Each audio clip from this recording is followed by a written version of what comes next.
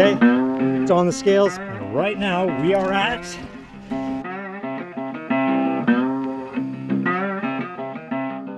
So back in my suspension fabrication video, I showed one of these. Actually, I showed this guy, and this kind of simplifies a lot of times what you see. In fact, you see on a lot of Can-Am cars is they have a threaded tube going this way, and then a bracket welded on, or tabs like this welded onto the tube, and then the other arm bolts to that bracket and has a clevis or some kind of pivot there. Doing something like this puts the forces right in line with the ball joint, and they make these for ball joints that you can get in different lengths and stuff, which makes tuning roll centers easier and stuff like that. Anyways, there are different styles. This one's got an angle pre-done into it, which I can use, but I also don't need. Okay, so this one's flat, no angle. The rod is going to the end. I mean, it's just a bolt welded on. Is going off to the side rather than straight in, which kind of serves my purposes better here, but this angle's too wide. Well, here, let me show you. So I'm mocking up the front suspension with these. So what I've done here is I've taken one of these and I've cut this tab off and re-welded. In fact, I've done it twice. So here's the other side, and you can see the difference of the angle I've made there. All right, let's talk about all of the mistakes I've made.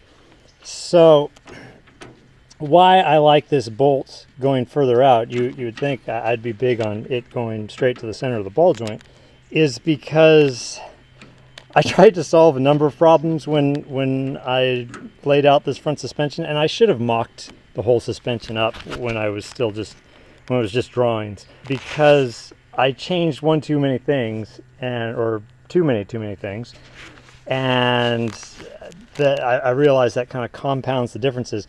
I want this ball joint, see right now it's lining up about here. I actually meant for it to line up like back here, but that puts this at too much of an angle. The reason I had this out here was I wanted to be sure, this is just standing in for the coilover because it's not here yet. I wanted to be sure I had room for the coilover, that it's not, if I put it right here, it would hit the coilover. But I can't bring, with this mounted here, I can't bring this back more and still have a regular rod end work. Now I could put a high misalignment one in there, and maybe we'll do that, but although that raises the issue of, well, if you've got to use that, you're putting more angle in it than you should. Now again, it'll work. If you look at upper control arms on cars, there's all kinds of things that are not the perfect engineering solution, and they work just fine.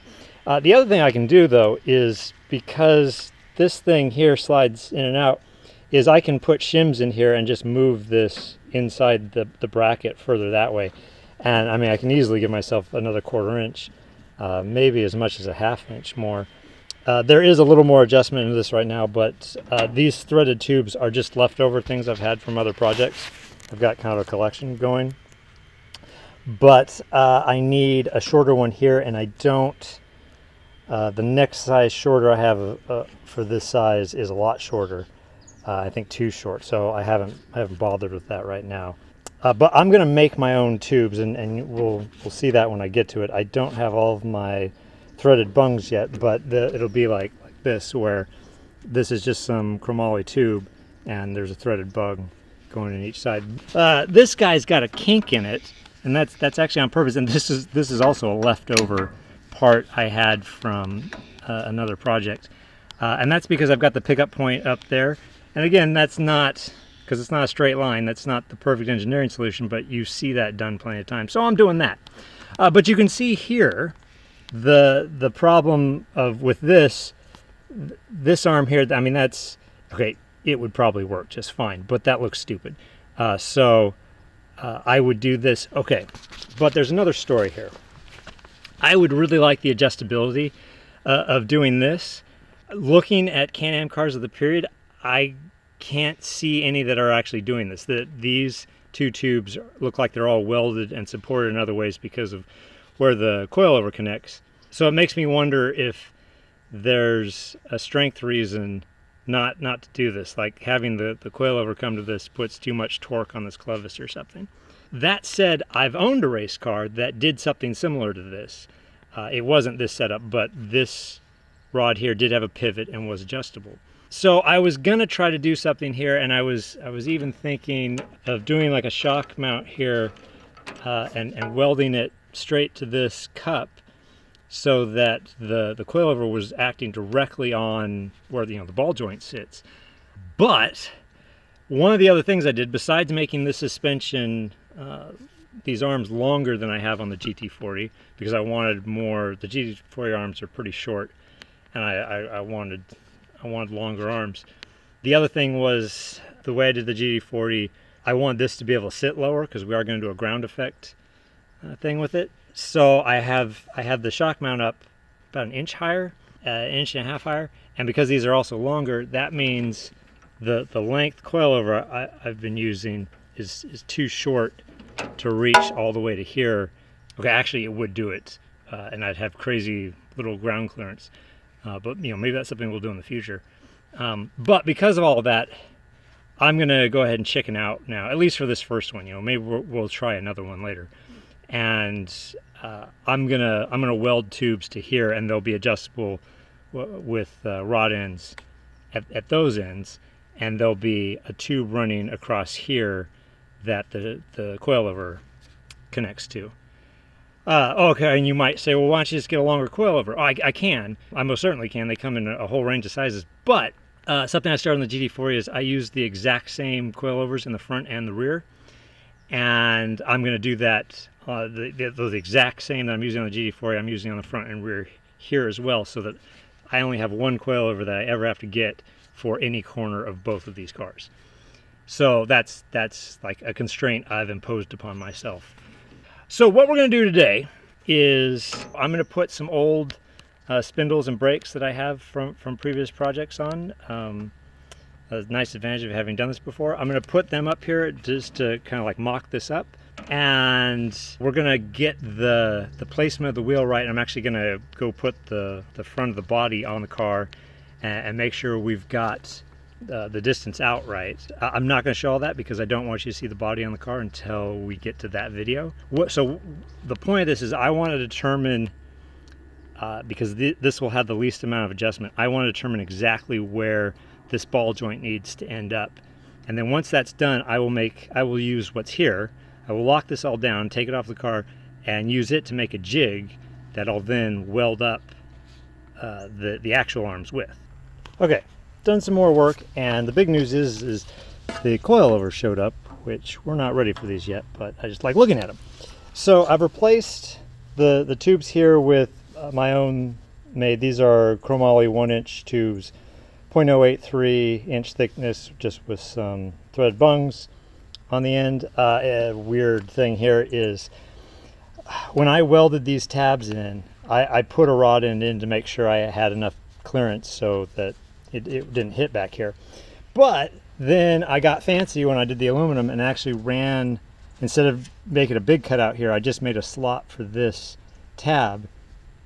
So there's actually aluminum running back here, which was enough that a 5/8 inch rod end wouldn't fit there. And so this is a 1/2 inch. Now, actually, that's a good segue into the size of rod ends I use. Like most of us doing this in our garages, I overbuild things. The first car I made, the Indy car, I did almost everything with 5/8 inch rod ends, but with the undersized holes that are a 1/2 inch, which actually kind of makes them beefier because there's just more metal in it. That was really overkill. On the GT40, I did that exact same thing on the rear, but on the front, I just used 1/2 inch rod ends. Formula One cars from the era that had a ton of downforce, and even later than this, had 3/8 inch bolts at biggest. So this is still overdoing it. But I like not having to worry about it, and I always use grade 8 bolts. And you can get higher grade than that, but I've never had a bolt failure. Anyway, because the hardware for these things, this here and this clevis, these are all 5/8 inches.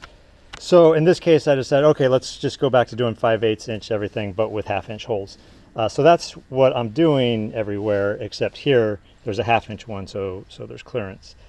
This eventually will weld in down here, and I'll have another support bridging these two. So the forces on this is spread across both of those. But here's the whole thing going up and down and hitting things because stuff isn't secure. Okay, so what's going on today? I took what I had here with all the adjustable threaded tubes, and I made a jig out of it, and I welded this up.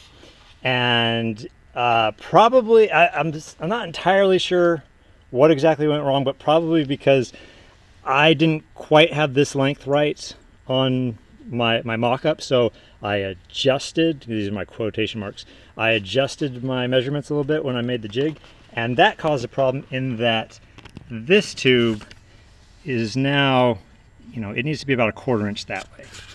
I should also explain, in the past, I've done all my pickup points for the suspension like this, and not necessarily sideways, sometimes they're vertical, sometimes they're horizontal, but just with tabs that I weld in.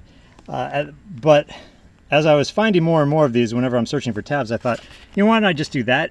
It'll be easier. I can just weld them in. You don't have to make sure they're all spaced right and everything. It's like, oh yeah, they just weld in. And these, the way these inserts slide in, mean you don't need these special coned washer things for rod ends. So I thought that was a nice way to make everything easier. The downside is I have to be more precise with everything to make sure it's in the middle. One of the things I would do with something like this is if I did an adjustment at some point and it was fighting me, this one's weird because it's sideways, but if it wanted to sit further down, I would just put more washers up here and less down here and make that work. But in this case, what I'm going to do is I'm going to go adjust my jig, and I'll show you the jig here in a second, and we're going to use that to make the one for the other side. And if that comes out right, then what we'll do is cut this tube out and redo this one with the improved jig. This might be a good time for a rant. I'm kind of annoyed at how expensive this hardware is. These Welding bugs, they're just things, they're just bungs that slide in the tube and you weld around them. And it's a great little system. But each of those rod ends, and I'm using kind of mid-grade ones, $15 a piece for a rod end, and then these, depending on where you get them, are $8 to $15. I've seen places charging more than that. So that means every time you have one of these things, you're looking at about $25, and there are 20 of those that I would need on the car, or maybe a little over that. The suspension is the point where things really start to get expensive. Like, doing the suspension will cost considerably more than building the rest of the chassis. It's okay, I got a credit card. Okay, let's go over to the jig. Okay, now how's this for as low rent a jig as you can possibly make? Normally I do something out of just leftover tube steel that mimics whatever the attachment points are and makes it so the distance out is all correct. But what I did here, since I've got so much leftover aluminum, is backwards, just turn the rod ends sideways and put holes where they're supposed to go. And this here is just to keep this cup circled, centered on the circle. And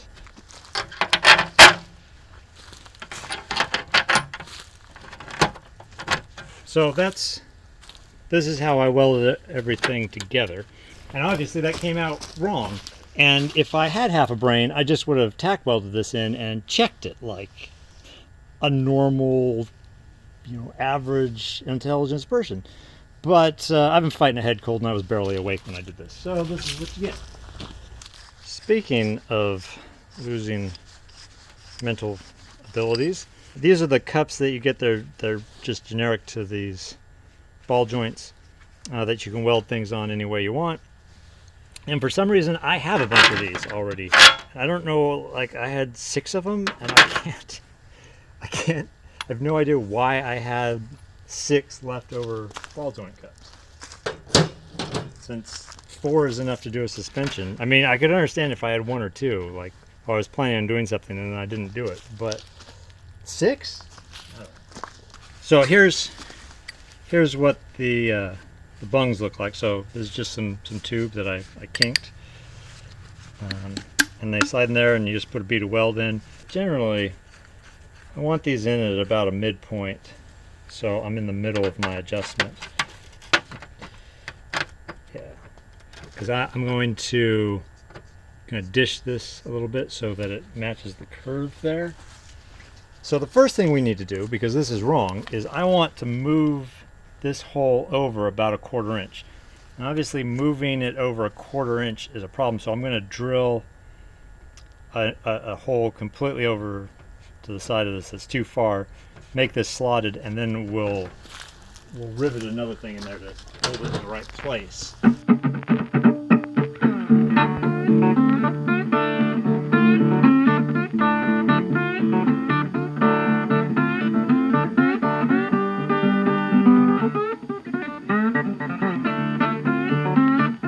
So with that in,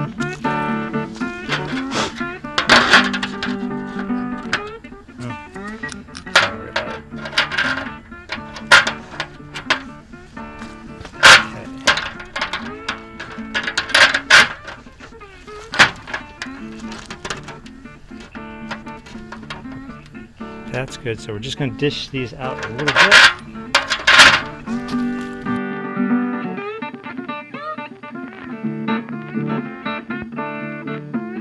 So now you can see how this is all in place, and hopefully this is right. I said obviously I'm making the other side, but they're symmetrical in the sense that, I mean, they're obviously asymmetrical, but you just take this and you flip it upside down and it becomes the other side, because there's no angle in that axis. So I'm just going to tack weld these and then we'll test it out. All right. Let's see. Oh, that. Shoot, that's downright perfect.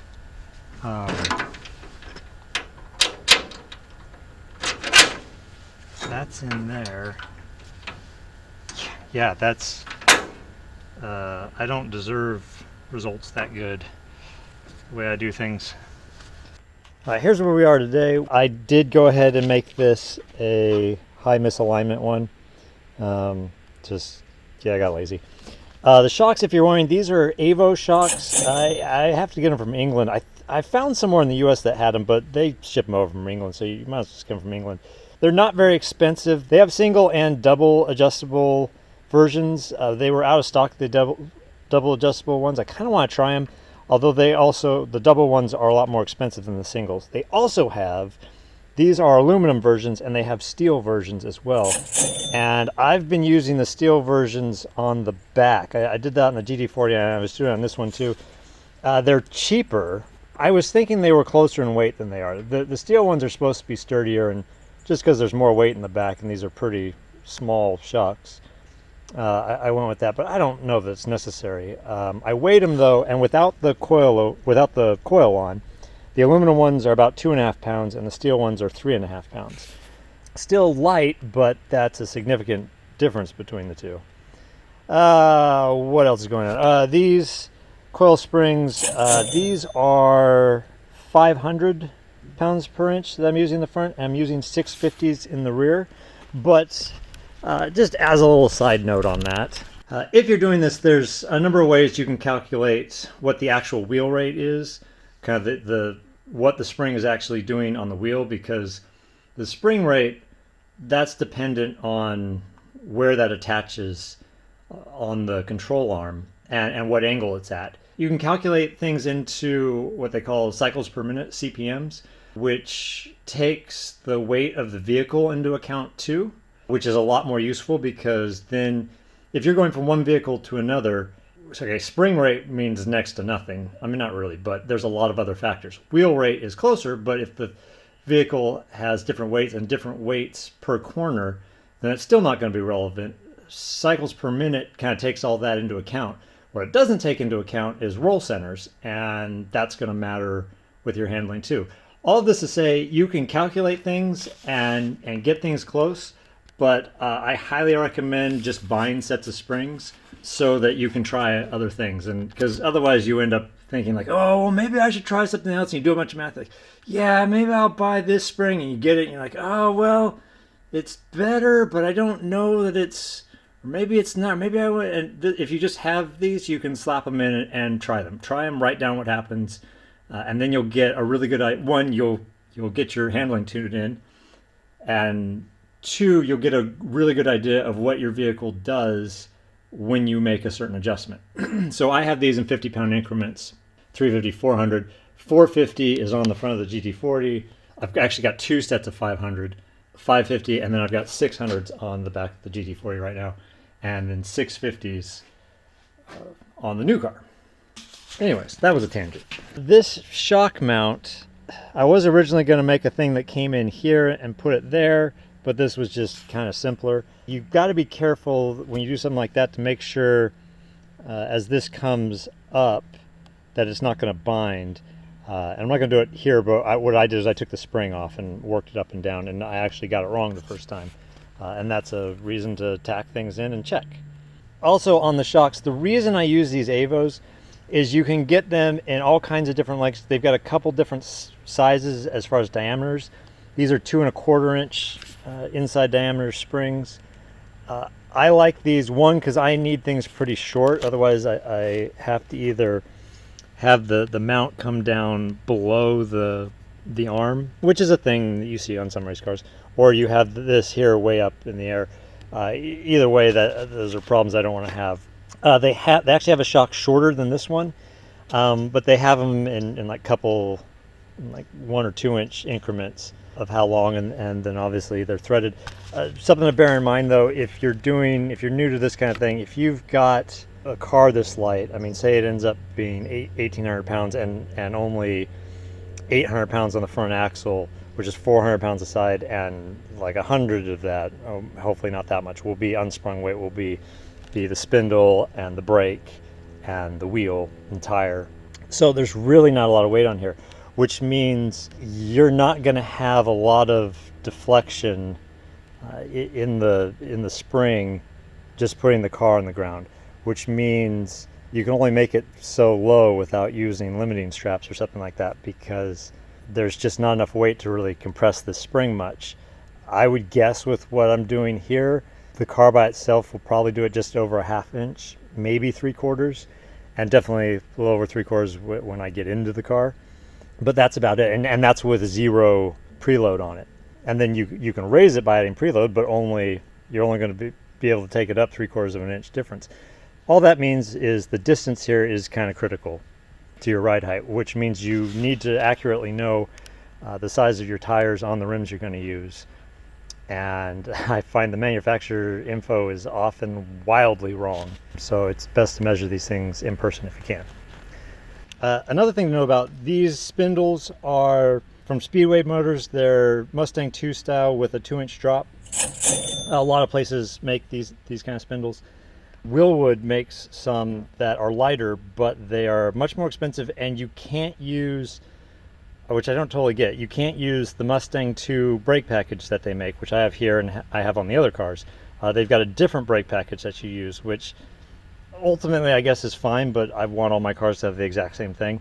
The ball joints, these are QA1 ball joints that are 1/3 of an inch shorter than standard. You can get standard height, you can also get taller ones.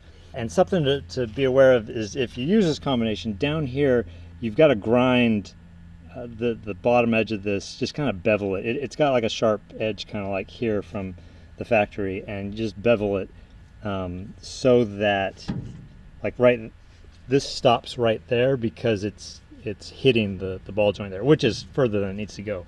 But before I ground that, it would probably only turn to like there, and then this would hit that. And that's also dependent on how much caster you have.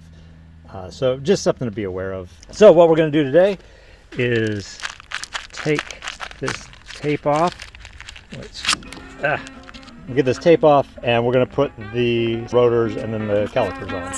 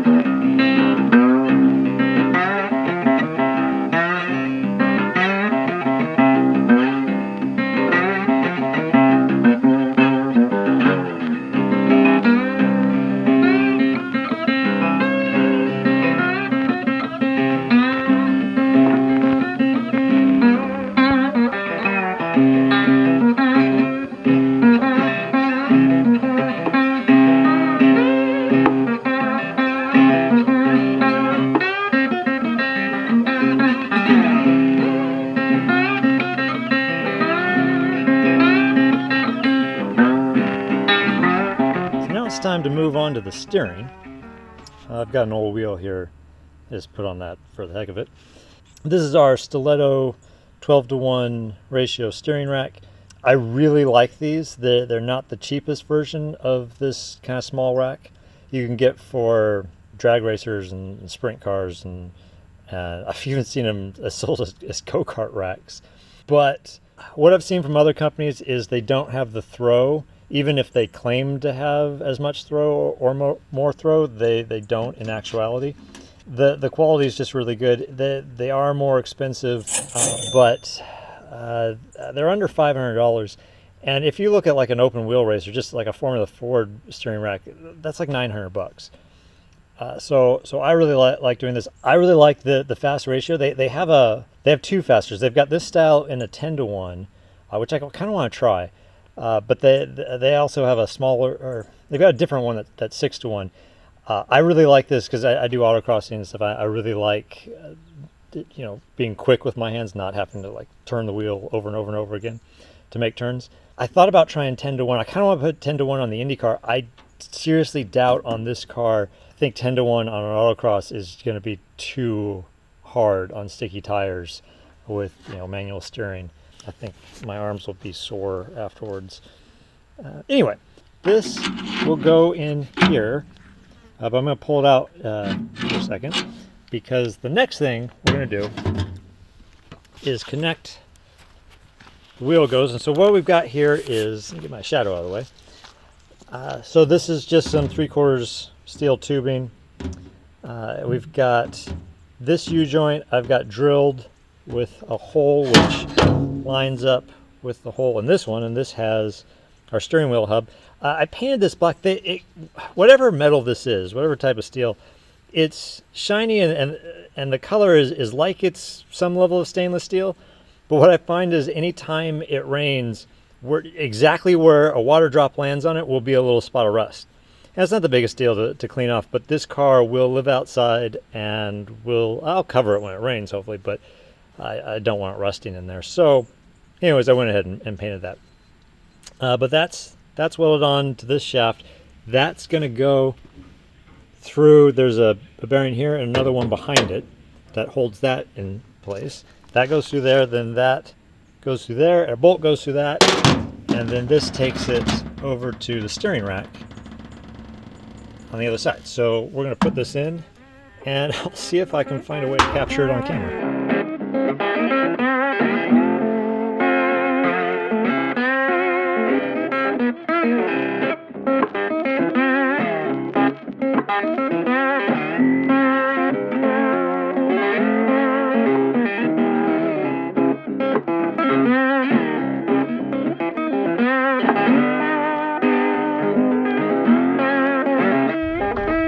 That all hooked up, and this tightened down at a good angle.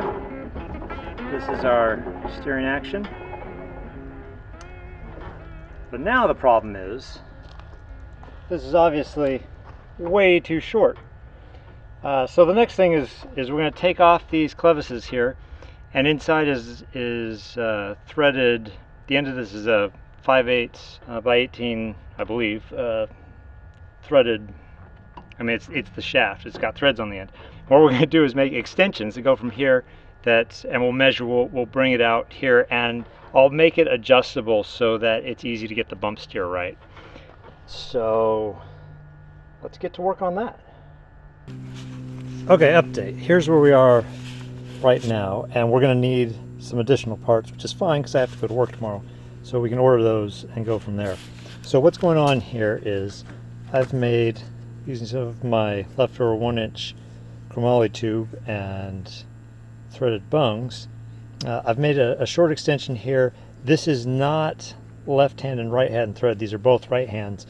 And so if you want to make this longer, you can unscrew this a little bit, or you can unscrew this. Let me see if I can get in here. This is just a bolt welded onto one of my leftover brackets. I had some leftover aluminum extension things for a steering rack that would have looked nice in here, but they didn't have the right connections. And I apparently, when I tried to do this before, I had gotten adapters and they weren't quite right. And I just looked and I can get adapters for the adapters that'll work, but they're 70 bucks a piece. So, and in the end, there might not be enough clearance anyways. So I just used this leftover bracket and I had to cut it way down so it clears under here. And you know, that looks stupid. And I had to shave down the end of that bolt. But these are 1/2 inch rod ends. I have a collection of different threaded tubes like this from times I got it wrong on different projects. And these happen to be just the right size. This spacer here is too short. If you know anything about bump steer, you'll look at the angle of that arm and be like, that's not going to work. So I'm going to order a bigger spacer. I've got other spacers I could stack in here, which isn't great, but I could do it for the setup purposes right now. But I don't have a bolt that's the right length for that. So I've got to get a bolt and I'll get the spacer at the same time. Thank you, McMaster Car. But if you want to see, eventually we will tie this off.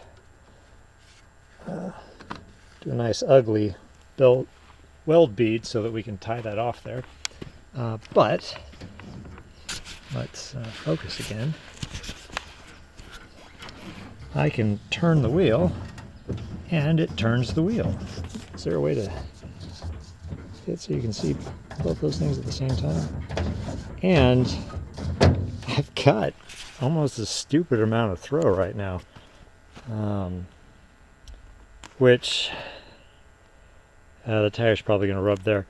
Yeah, I could put limiters in, although I tend to find that, you know, you really only do an angle like this at really low speeds, and at that point it's like, oh, just turn it till it rubs, and then you know you've gone too far. Because if you have to turn it that far, there's probably a reason. Anyway, so that's where we are right now. Okay, so besides needing a different spacer and bolt, the other thing is supporting these extensions. Now, this guy is thankfully too short to be supported, so I'm not going to support him.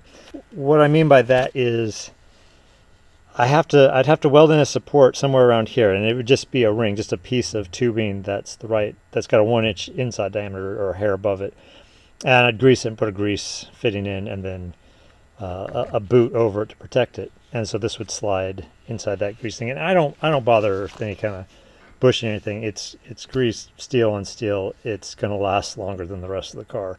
But because this is so short, if I put it here, this is going to hit before it gets all the way in, and if I put it further in, well, then it'll hit before it comes out very far. So we're going to leave this side unsupported, but that's okay because we're going to support the longer side over here, and so between these two supports, the whole thing is well supported.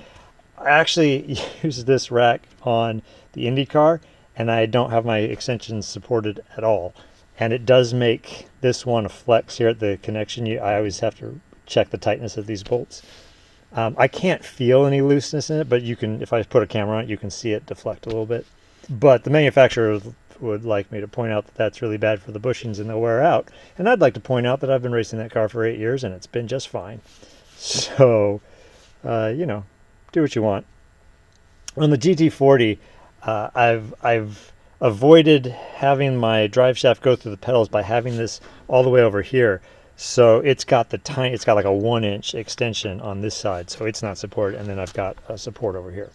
So we're just going to do kind of the opposite, and I will figure it out and figure out the right location and weld it in somewhere around here.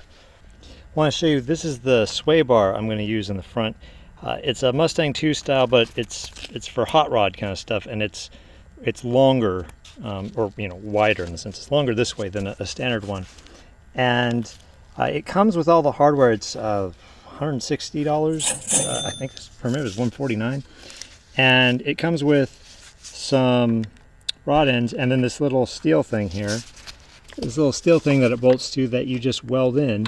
You just pick a spot on your arm, and you know, the longer out, the more good it's going to do. Or if you move it in, you're doing a percentage of how much the force of this is. On the GT40, I actually made my own bracket that has multiple holes so you can adjust it, and I found I just always use it at about 75% efficiency, and I do all my adjusting in the rear with the rear bar. I'm about to fix the bump steer, and I thought I'd do a little demonstration of just what bump steer is if you're unfamiliar with it.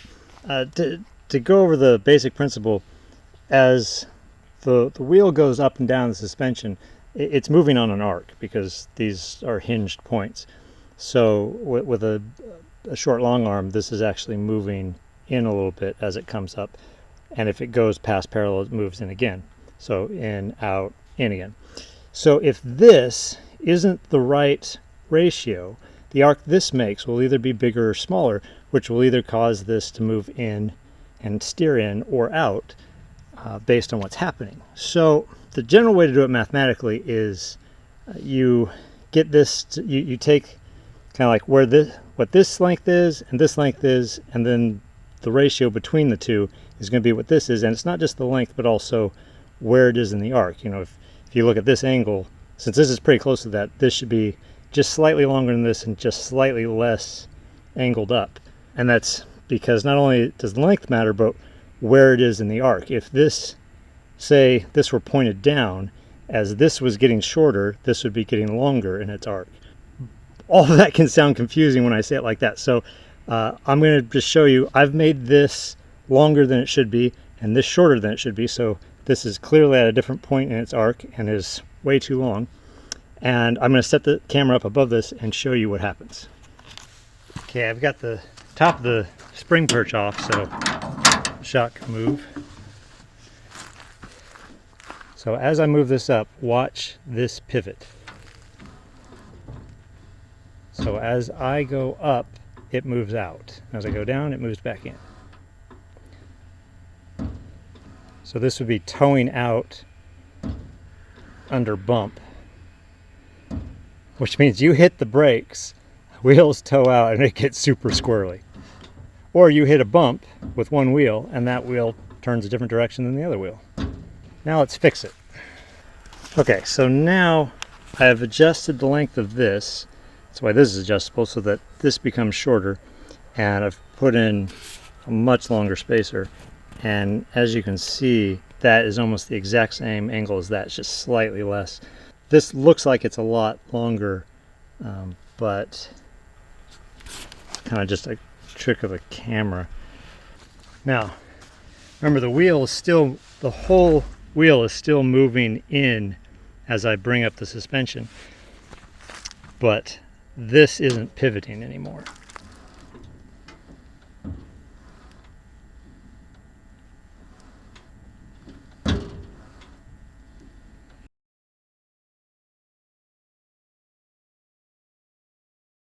Okay, time to wrap up the steering. We've got the sway bar in temporarily, but it's in there. This is now all finished. This has its bungs welded in. There is a washer in here to retain this boot, and we'll put some safety wire once the other side is done as well, because I'll do them at the same time. Now we're going to do this side.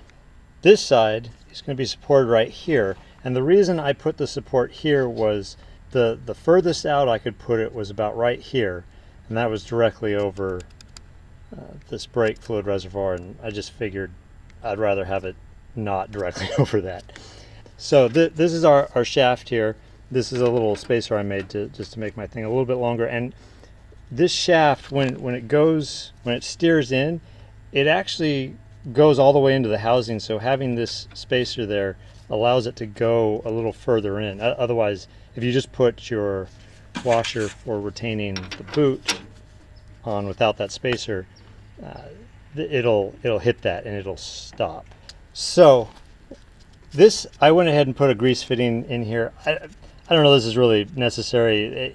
It's not like grease is going to evenly get around here with just this fitting, but I put it there to make it look like I was making an effort. Really, I think the easiest way to service this is to just pack it with grease, wipe grease all over the shaft that goes here. Well, here I'll show you. So this is this longer side, and I didn't bother painting it in the middle where it's going to slide through. And so we'll grease that up, and obviously this isn't a super tight clearance. It's just to add a little bit of support should this want to push one way or the other. So that screws on like that, but we're going to put a boot over that. In fact, we're going to put this boot, and you can buy these for $6. I actually had this one left over from some previous project, so in that sense it's free.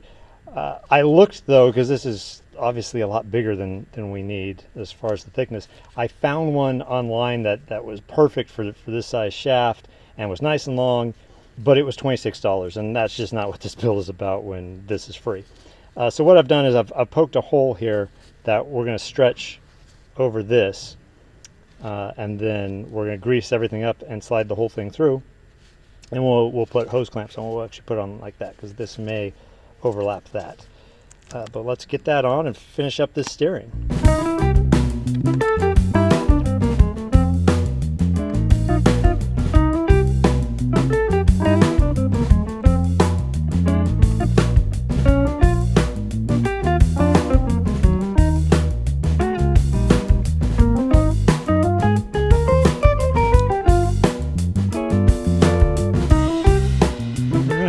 Proper demonstration.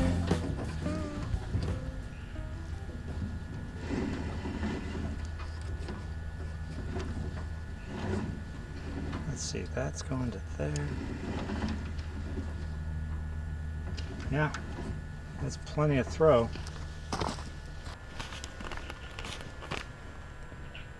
All right, and that is it. It's not the prettiest looking thing in there, but you know, it was free, so you get what you pay for. See the taller spacers I have in here now to get the bump steer right. That combined with the adjustments I can make here means I should be able to have absolutely zero bump steer. And yeah, that means everything in the front is now done, and we can move on to the rear. Okay, today we are working on the rear suspension, and this side is already pretty much done. But that doesn't help you any, so I'm just going to use this as an example of what we're doing, and then we're going to do it to that side, which currently has no suspension. So what we have here is old late 90s Ford T-Bird knuckles with SN95 Mustang hubs, and that's so that you get the 4.5 inch by 5 bolt pattern for the studs there. I like using Mustang wheels and everything. It's a real common bolt pattern that I can get just about any wheel in. So on the top, this is an adaptation of a common suspension setup you see on Formula One cars from the 60s and sports cars as well. So what we've got going on here is trailing arms there, and this one it's a trailing arm, but it's almost just a toe leg. Basically, these two guys are taking the forward and rearward forces of braking or engine torque, pushing the car forward. And when you're doing alignment, adjusting this will change the caster, not that this steers, so that doesn't really matter. And this will affect the toe. On the top, you just have a single upper link here to take the forces to keep this from rocking in and out, and is how you would set camber. If you're looking for compromise, it'd be really nice if this were a straight line there, but this spring is in the way, so it's crooked and there's a little bracket in there, and no, that's not the best thing in the world, but it'll work. So I've got these tabs welded on here. What you would have seen in period is a clevis that either has the bolt or the bolt goes through the clevis, and so it goes where this bolt hole is. And I used to, when I first started doing this, that's what I did, and then what I found is I had issues not on the top one as much because it's a little further in, but on the bottom ones, I'd have, if this was going out that way, I'd have issues where the tire would rub on this became the limiting factor of how big a tire with what offset I could put in. And then, you know, I realized, well, if it comes out here and you're going in there at an angle, that's creating kind of a weird lever action here. So really, you would want your clevis to be to be parallel to this, I mean in line with this. So I realized I could solve that problem by just welding in tabs, and in this case, because there's really not much angle, I didn't bother angling. I didn't like cut the tabs. I just moved it over a little bit and welded it. And down here, I put it on the corner. And so that this is actually better for the forces that are on it, but it also means this is no problem with my tire. Well, especially since this sticks out further. Okay, on the bottom, the lower control arm, this is what they call a reverse A-arm. And what it's doing is locking the relationship of the front and rear of the knuckle or upright. So without this lower here link managing the toe, this can pivot that way, but then that keeps it so the toe is set, and this then is handling the lateral loads. I'm going to explain a couple things here because this didn't come out exactly the way it was in my head when I started. I thought, and I kind of basing all this on what I did on the GT40.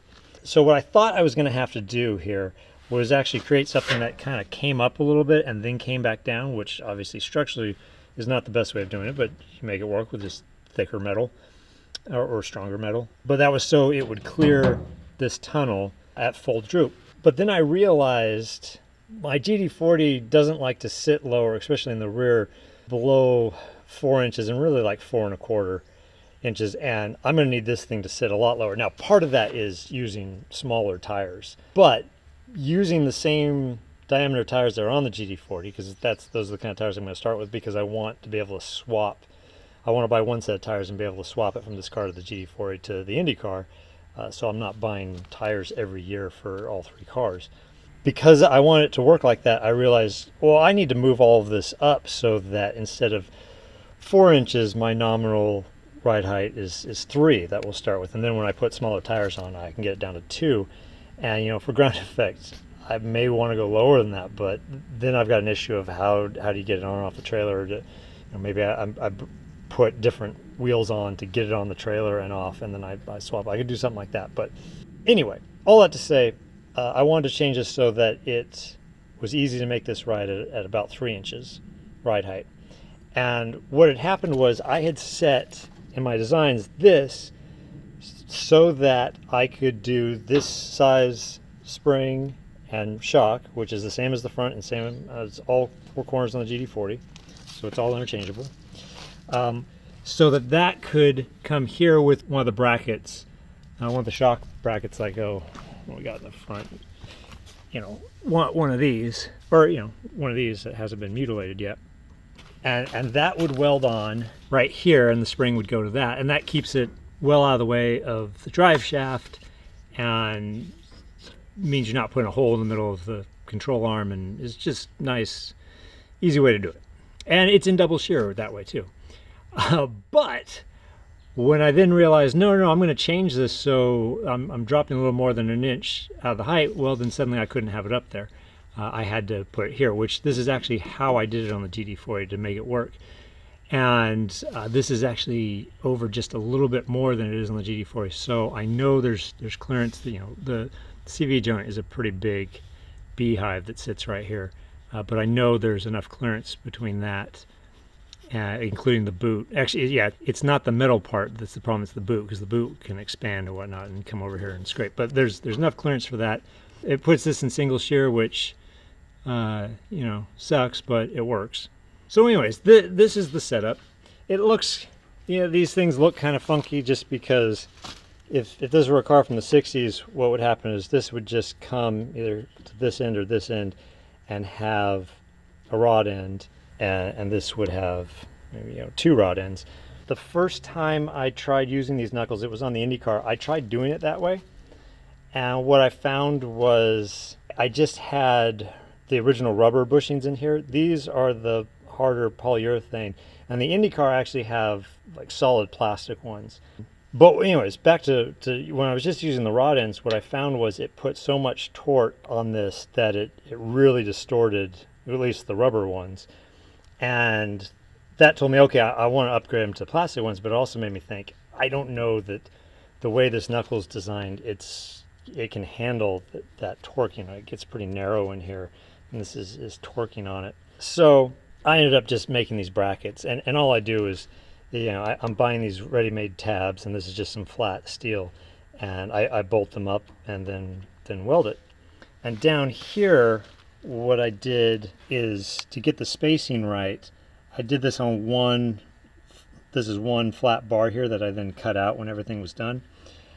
So I've pre-made that for the other side, and what we're going to do is use the jig that we made this one with to make the other side. The thing is, though, when I made this, I had to make a few adjustments to make it work. I put the hub with the wheel in here and was trying to get the placement right, and there were some issues. But I took my best guess at what the measurements were and went and made it, and they came out just over an inch too long. And so this has been chopped a couple times. You know, I chopped a half inch off, and Jack was like, "Oh, that would work, but I'd like to have a little bit more." This is, again, so that I can fit the wheels and tires from the GT40 on here.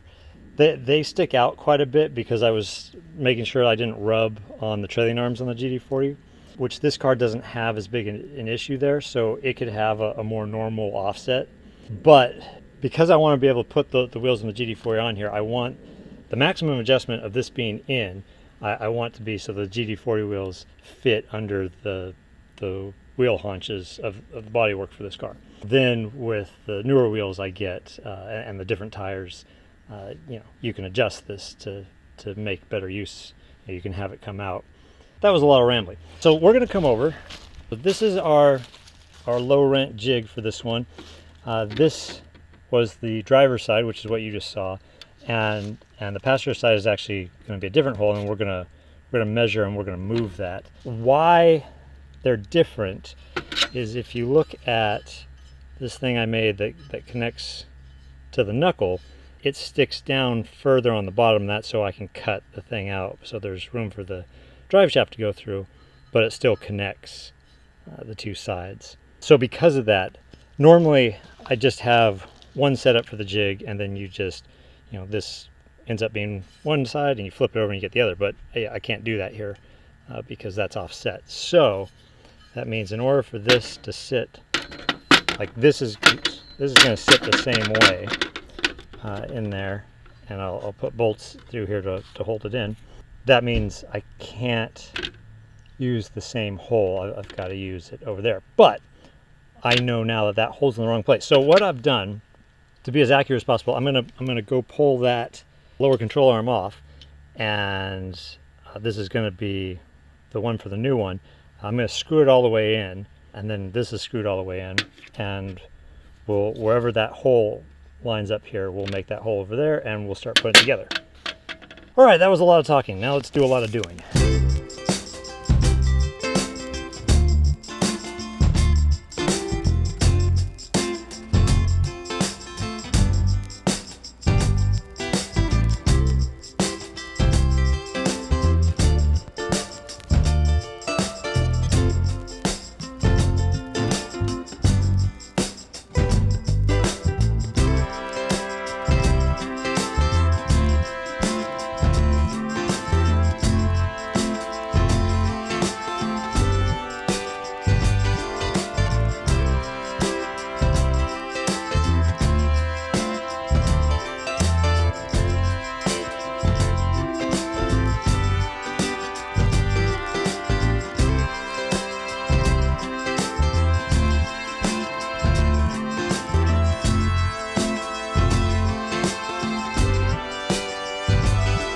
Okay, so here's where we are. I've welded everything up. I had the camera off just because I moved it. I didn't want to damage the lens with getting spatter on it. And I bring up spatter. You see I've got some still left to clean off. This is as good as time as any to point out, because I forgot to do this in the last video, to point out what I was doing. But I've done this entire project with a $150 flux core welder from Harbor Freight. Now, I'm not saying this is the greatest welder in the world. It is not. But it's simple, it works a lot better than I thought it would. How I ended up with this was I had my MIG welder die on me like a Friday night when I was working on the GT40, and I had a whole weekend planned of stuff I was going to get done. And you know, a welder's not something you can just go down to the store and expect to find a selection. I've got a welding supply store, and they've got two welders there, one that's way out of my price range and one that's at the limits of my price range and isn't necessarily the model I want. So I went down to Harbor Freight. I thought I'll just use this for the weekend and then, you know, order the kind of welder I want. And I was so impressed with how it welded, you know, expecting crap and getting something kind of decent, that I just kept using it. I used it. The one real downside I found is they don't last forever. It died after maybe a year or so, and this is its replacement. The reason I'm making a point of this is I want to remove obstacles from helping you guys get started with a project. You know, if you've got a great MIG welder, if you've got a great TIG welder and you TIG weld, that is awesome. Go out there and make awesome stuff. But you don't have to be doing artisan style TIG welds to put a tube chassis together. This shouldn't be the reason why you're not doing anything. If you don't have a lot of money, go down, get one of these, practice a bunch with it, try different wires with it, try, you know, watch YouTube videos on different patterns and techniques to use, and just practice. And, you know, you could spend a couple days just practicing all day long, and by the end of those couple days, you'll be halfway decent, and you'll start to get a sense of when a weld is good and when it isn't. And you're going to start off and be vacillating between burning through metal and then not getting enough penetration. And it's just practice and learning, you know, when you see something not working right, what you need to adjust to make it right. The downside, besides reliability, of the flux core is you get spatter. So you have to spend time cleaning off all these little bits of metal that spray around. But you can, every time you're cleaning it off, you just think, hey, I'm saving myself time going down to the welding supply store and buying inert gas that I don't actually have the proper licensing for transporting in my Miata. Anyway, so with that all said, let's get back to the project. Where we're at is I've drilled this hole here. We gotta make that a lot bigger so we can sleeve it, and that's for the coilover. So we're doing that there.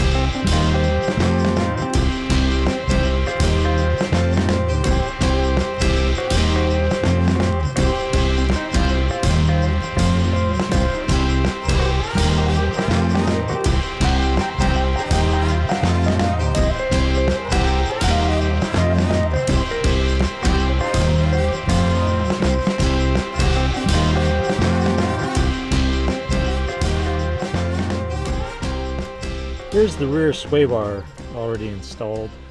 I did this off camera. It's just attached down here with the same shock mount brackets that I've used pretty much everywhere else. These are just welded onto the control arms. And then up here it's just tabs welded to here, and it's bolted through the crossbar and the tabs. So you might notice that there's a few other differences on the car since the camera was last run. Things like this mount here for the rear bodywork, and I'll explain that later. The doors are actually installed now, as is the nose with its noose clips. There's seats, one and a half seats. There's a radiator with fans, and that's because it's been about a month since the footage you just saw of the suspension going together and where we are today, and that's because I want to conclude this video with taking the car off of the stand, putting it on the ground and weighing it. And I couldn't do that until this panel here was all riveted in, which I couldn't put in until the fuel tank got here. Fuel tank finally got here, it's all installed. So we are ready to go, and all this other stuff that's been done that hasn't been on video, that'll all be in the next video. and that's a lot of it's been filmed, and what hasn't, I'll explain what I did. So don't worry about that. This video is already way too long, so let's get this thing off the stand and get it weighed.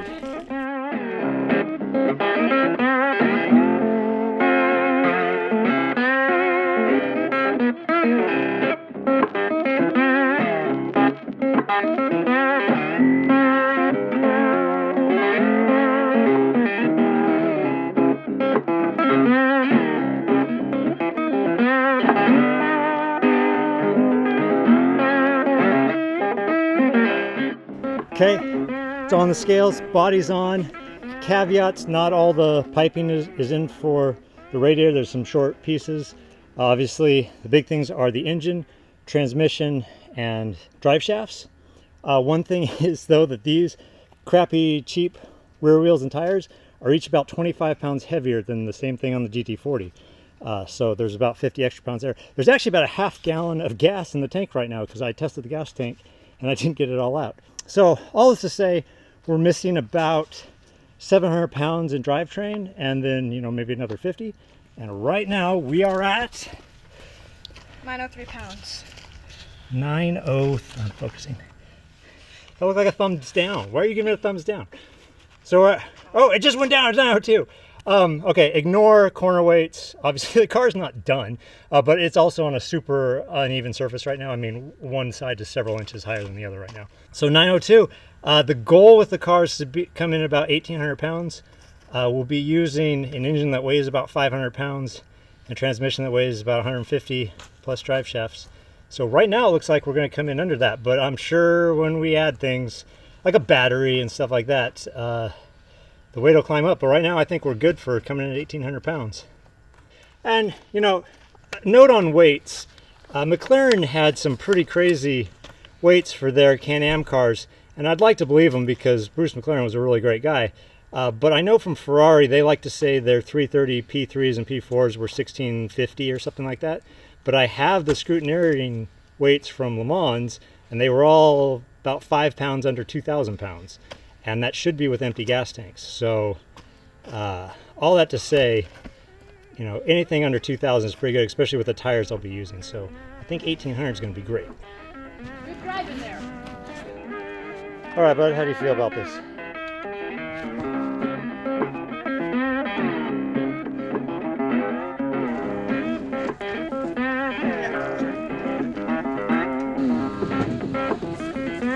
All right, that's all I should do. Oh, this is a cool view. Part Ferrari 512, part Porsche 917, part Ferrari 612,